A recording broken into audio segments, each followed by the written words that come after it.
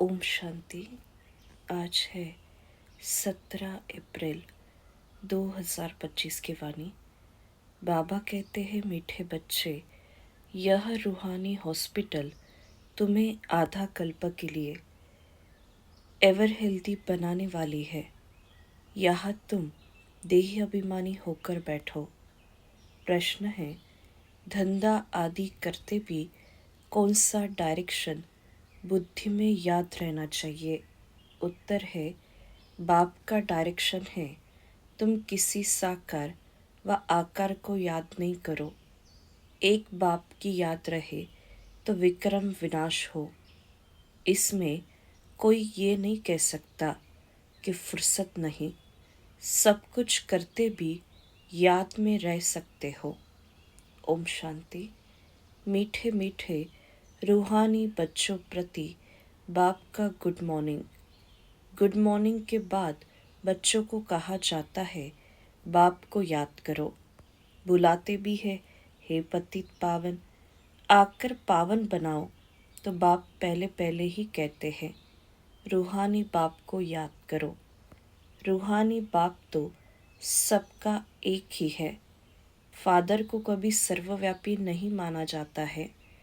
तो जितना हो सके बच्चे पहले पहले बाप को याद करो। कोई भी साकार व आकार को याद नहीं करो सिवाय एक बाप के। यह तो बिल्कुल सहज है ना। मनुष्य कहते हैं, हम बिजी रहते हैं, फुर्सत नहीं। परंतु इसमें तो फुर्सत सदैव है। बाप युक्ति बतलाते हैं। यह भी जानते हो, बाप को याद करने से ही हमारे पाप भस्म होंगे। मुख्य बात है यह, धंधे आदि की कोई मना नहीं है। वह सब करते हुए सिर्फ बाप को याद करो तो विक्रम विनाश हो। यह तो समझते हैं हम पतित है। साधु संत ऋषि मुनि आदि सब साधना करते हैं। साधना की जाती है भगवान से मिलने की। सो जब तक उनका परिचय न हो तब तक तो मिल नहीं सकते। तुम जानते हो, बाबा का परिचय दुनिया में कोई को भी नहीं है। देह का परिचय तो सबको है। बड़ी चीज का परिचय झट हो जाता है। आत्मा का परिचय तो जब बाप आए तब समझाए। आत्मा और शरीर दो चीजें हैं। आत्मा एक स्टार है और बहुत सूक्ष्म है, उनको कोई देख नहीं सकते। तो यहाँ जब आकर बैठते हैं तो देही अभिमानी होकर बैठना है। यह भी एक हॉस्पिटल है ना, आधा कल्प के लिए एवर हेल्दी होने की। आत्मा तो है अविनाशी, कभी विनाश नहीं होती। आत्मा का ही सारा पार्ट है। आत्मा कहती है, मैं कभी विनाश को नहीं पाती हूँ। इतनी सब आत्माएं अविनाशी है। शरीर है विनाशी। अब तुम्हारी बुद्धि में यह बैठा हुआ है कि हम आत्मा अविनाशी है। हम 84 जन्म लेते हैं। यह ड्रामा है। इसमें धर्म स्थापक कौन कौन कब आते हैं, कितने जन्म लेते होंगे, यह तो जरूर जानते हो। 84 जन्म जो गाए जाते हैं जरूर किसी एक धर्म के होंगे। सभी के तो हो न सके। सब धर्म इकट्ठे तो आते नहीं। हम दूसरों का हिसाब क्यों बैठ निकाले। जानते हैं फलाने फलाने समय पर धर्म स्थापन करने आते हैं, उसकी फिर वृद्धि होती है। सब सतो प्रधान से तमो प्रधान तो होने ही है। दुनिया जब तमो प्रधान होती है तब फिर बाप आकर सतो प्रधान सतयुग बनाते हैं। अभी तुम बच्चे जानते हो, हम भारतवासी ही फिर नई दुनिया में आकर राज्य करेंगे और कोई धर्म नहीं होगा।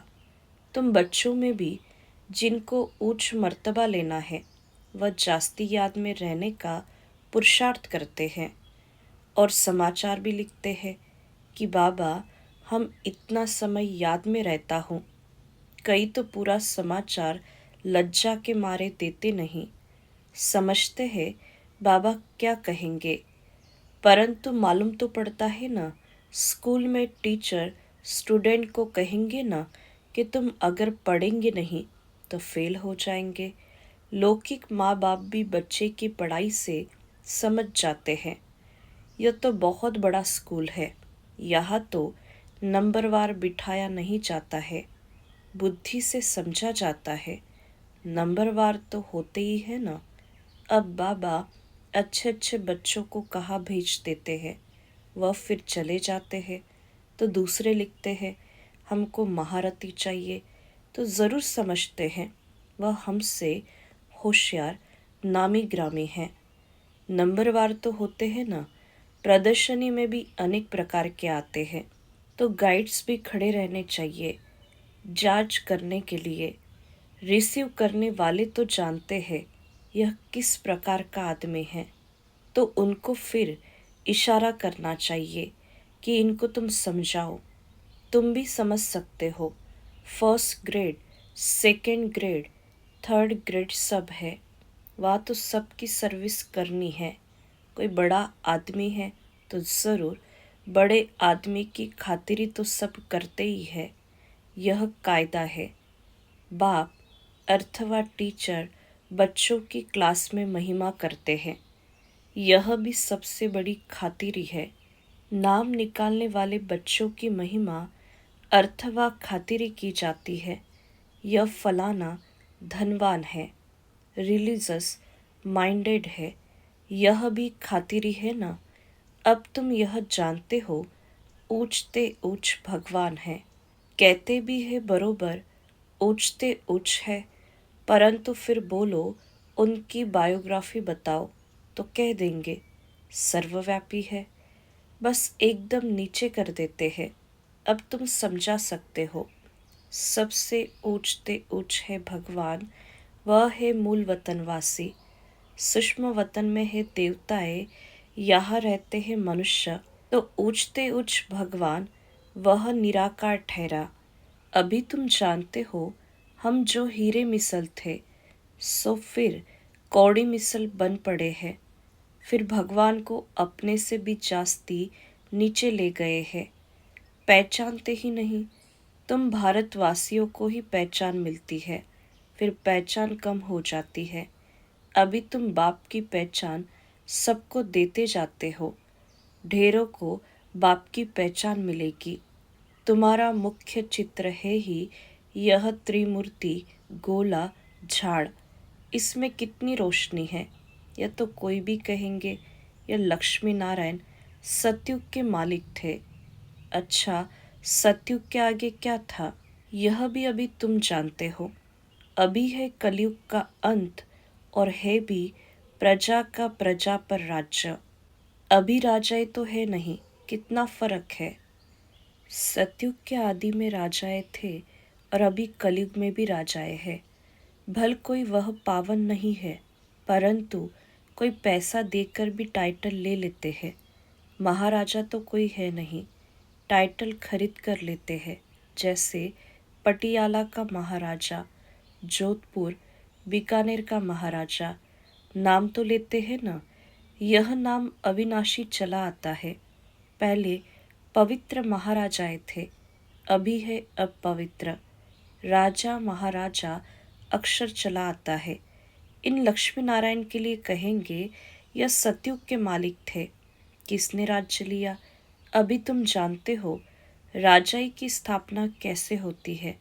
बाप कहते हैं मैं तुमको अभी पढ़ाता हूँ 21 जन्मों के लिए, वह तो पढ़कर इसी जन्म में ही बैरिस्टर आदि बनते हैं। तुम अभी पढ़कर भविष्य महाराजा महारानी बनते हो। ड्रामा प्लान अनुसार नई दुनिया की स्थापना हो रही है। अभी है पुरानी दुनिया, भल कितने भी अच्छे अच्छे बड़े महल है, परंतु हीरे जवाहरातों के महल तो बनाने की कोई में ताकत नहीं है। सतयुग में यह सब हीरे जवाहरातों के महल बनाते हैं ना, बनाने में कोई देरी थोड़ी लगती है। यहाँ भी अर्थक्वेक आदि होती है तो बहुत कारागिर लगा देते हैं। 1-2 वर्ष में सारा शहर खड़ा कर देते हैं। नई दिल्ली बनाने में करके 8-10 वर्ष लगे, परंतु यहाँ के लेबर और वहाँ के लेबर्स में तो फर्क तो रहता है ना। आजकल तो नई नई इन्वेंशन भी निकालते रहते हैं। मकान बनाने की साइंस का भी जोर है। सब कुछ तैयार मिलता है, झट फ्लैट तैयार, बहुत जल्दी जल्दी बनते हैं। यह सब वहाँ काम में तो आते हैं ना। यह सब साथ चलने हैं। संस्कार तो रहते हैं ना। यह साइंस के संस्कार भी चलेंगे। तो अब बाप बच्चों को समझाते रहते हैं, पावन बनना है तो बाप को याद करो। बाप भी गुड मॉर्निंग कर फिर शिक्षा देते हैं। बच्चे बाप की याद में बैठे हो, चलते फिरते बाप को याद करो, क्योंकि जन्म जन्मांतर का सिर पर बोझा है। सीढ़ी उतरते उतरते 84 जन्म लेते हैं। अभी फिर एक जन्म में चढ़ती कला होती है। जितना बाप को याद करते रहेंगे उतना खुशी भी होगी, ताकत मिलेगी। बहुत बच्चे हैं जिनको आगे नंबर में रखा जाता है, परंतु याद में बिल्कुल रहते नहीं हैं। भल ज्ञान में तीखे हैं, परंतु याद की यात्रा है नहीं। बाप तो बच्चों की महिमा करते हैं। यह भी नंबर 1 में है तो ज़रूर मेहनत भी करते होंगे ना। तुम हमेशा समझो कि शिव बाबा समझाते हैं तो बुद्धियों वहाँ लगा रहेगा। यह भी सीखता तो होगा ना। फिर भी कहते हैं बाबा को याद करो। किसको भी समझाने के लिए चित्र है। भगवान कहा ही जाता है निराकार को। वह आकर शरीर धारण करते हैं। एक भगवान के बच्चे सब आत्माएं भाई भाई है। अभी शरीर में विराजमान है। सभी अकाल मूर्त है। यह अकाल मूर्त आत्मा का तख्त है। अकाल तख्त और कोई खास चीज नहीं है। यह तख्त है अकाल मूर्त का। प्रकृति के बीच में आत्मा विराजमान होती है। इसको कहा जाता है अकाल तख्त। अकाल तख्त अकाल मूर्त का। आत्माएं सब अकाल है। कितनी अति सूक्ष्म है। बाप तो है निराकार। वह अपना तख्त कहाँ से लाए। बाप कहते हैं मेरा भी यह तख्त है। मैं आकर इस तख्त का लोन लेता हूँ। ब्रह्मा के साधारण बूढ़े तन में अकाल तख्त पर आकर बैठता हूँ। अभी तुम जान गए हो सब आत्माओं का यह तख्त है। मनुष्य की ही बात की जाती है, जानवरों की तो बात नहीं। पहले जो मनुष्य जानवर से भी बदतर हो गए हैं वह तो सुधरे। कोई जानवर की बात पूछे, बोलो पहले अपना तो सुधार करो। सतयुग में तो जानवर भी बड़े अच्छे फर्स्ट क्लास होंगे। कीचड़ा आदि कुछ भी नहीं होगा। किंग के महल में कबूतर आदि का कीचड़ा हो तो दंड डाल दे। जरा भी कीचड़ा नहीं। वहाँ बड़ी खबरदारी रहती है। पैरे पर रहते हैं, कभी कोई जानवर आदि अंदर घुस न सके। बड़ी सफाई रहती है। लक्ष्मी नारायण के मंदिर में भी कितनी सफाई रहती है। शंकर पार्वती के मंदिर में कबूतर भी दिखाते हैं तो ज़रूर मंदिर को भी खराब करते होंगे। शास्त्रों में तो बहुत दंत कथाएं लिख दी है। अभी बाप बच्चों को समझाते हैं। उनमें भी थोड़े हैं जो धारणा कर सकते हैं, बाकी तो कुछ नहीं समझते। बाप बच्चों को कितना प्यार से समझाते हैं। बच्चे बहुत बहुत मीठे बनो। मुख से सदैव रत्न निकालते रहे। तुम हो रूप बसंत। तुम्हारे मुख से पत्थर नहीं निकलने चाहिए। आत्मा की ही महिमा होती है। आत्मा ही कहती है मैं प्रेसिडेंट हूँ, फलाना हूँ, मेरे शरीर का नाम यह है। अच्छा, आत्माएं किसके बच्चे हैं? एक परमात्मा के। तो ज़रूर उनसे वर्षा मिलता होगा। वह फिर सर्वव्यापी कैसे हो सकता है? तुम समझते हो, हम भी पहले कुछ नहीं जानते थे। अभी कितनी बुद्धि खुली है। तुम कोई भी मंदिर में जाएंगे, समझेंगे यह तो सब झूठे चित्र है। 10 भुजाओं वाला, हाथी की सूंड वाला कोई चित्र होता है क्या? यह सब है भक्ति मार्ग की सामग्री। वास्तव में भक्ति होनी चाहिए एक शिव बाबा की, जो सबका सद्गति दाता है। तुम्हारी बुद्धि में है। यह लक्ष्मी नारायण भी 84 जन्म लेते हैं, फिर ऊंचते ऊंच बाप ही आकर सबको सद्गति देते हैं। उनसे बड़ा कोई है नहीं। यह ज्ञान की बातें तुम्हारे में भी नंबरवार धारण कर सकते हैं। धारणा नहीं कर सकते तो बाकी क्या काम के रहे? कई तो अंधों की लाठी बनने के बदले अंधे बन जाते। गऊ जो दूध नहीं देती है तो उसे पिंजरपुर में रखते हैं। यह भी ज्ञान का दूध नहीं दे सकते हैं। बहुत है जो कुछ पुरुषार्थ नहीं करते, समझते नहीं कि हम कुछ तो किसका कल्याण करें। अपनी तकदीर का ख्याल ही नहीं रहता। बस जो कुछ मिला सो अच्छा है। तो बाप कहेंगे इनकी तकदीर में नहीं है। अपनी सद्गति करने का पुरुषार्थ तो करना चाहिए। देही अभिमानी बनना है। बाप कितना ऊंचते ऊंच है, और आते देखो कैसे पतित दुनिया पतित शरीर में है। उनको बुलाते ही है पतित दुनिया में है। जब रावण बिल्कुल ही भ्रष्ट कर देते हैं, तब बाप आकर श्रेष्ठ बनाते हैं। जो अच्छा पुरुषार्थ करते हैं वह राजा रानी बन जाते हैं। जो पुरुषार्थ नहीं करते वह गरीब बन जाते हैं। तकदीर में नहीं तो तदबीर कर नहीं सकते। कोई तो बहुत अच्छी तकदीर बना लेते हैं। हर एक अपने को देख सकते हैं कि हम क्या सर्विस करते हैं। अच्छा, मीठे मीठे सिखिलदे बच्चों प्रति मात पिता बाप दादा का याद प्यार और गुड मॉर्निंग। रूहानी बाप की रूहानी बच्चों को नमस्ते। हम रूहानी बच्चों की रूहानी मात पिता बाप दादा को याद प्यार, गुड मॉर्निंग, नमस्ते नमस्ते, ओम शांति। धारणा के लिए मुख्य सार है। पहली पॉइंट, रूप बसंत बन मुख से सदैव रत्न निकालने हैं। बहुत बहुत मीठा बनना है। कभी भी पत्थर मतलब कटु वचन नहीं निकालना है। दूसरी पॉइंट, ज्ञान और योग में तीखा बन अपना और दूसरों का कल्याण करना है। अपनी ऊंच तकदीर बनाने का पुरुषार्थ करना है। अंधों की लाठी बनना है। वरदान है, त्रिस्मृति स्वरूप का तिलक धारण करने वाले संपूर्ण विजयी भव।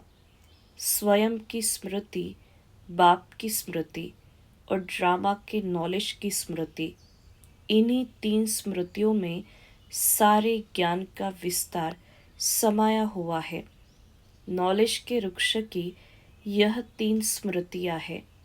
जैसे वृक्ष का पहले बीज होता है, उस बीज द्वारा 2 पत्ते निकलते हैं, फिर वृक्ष का विस्तार होता है। ऐसे मुख्य है बीज बाप की स्मृति, फिर 2 पत्ते अर्थात आत्मा और ड्रामा की सारी नॉलेज। इन 3 स्मृतियों को धारण करने वाले स्मृति भव व संपूर्ण विजयी भव के वरदानी बन जाते हैं। स्लोगन है, प्राप्तियों को सदा सामने रखो तो कमजोरियां सहज समाप्त हो जाएगी। अव्यक्त इशारे, कंबाइंड रूप की स्मृति से सदा विजयी बनो। संगम युग पर ब्रह्मा कुमारी अकेले नहीं हो सकते। सिर्फ बाप के साथ का अनुभव, कंबाइंड पन का अनुभव इमर्ज करो। ऐसे नहीं कि बाप तो है ही मेरा, साथ है ही नहीं, साथ का प्रैक्टिकल अनुभव इमर्ज हो तो यह माया का वार नहीं होगा। माया हार खा लेगी। सिर्फ घबराओ नहीं। क्या हो गया? हिम्मत रखो। बाप के साथ को स्मृति में रखो तो विजय आपका जन्म सिद्ध अधिकार है। अच्छा, ओम शांति।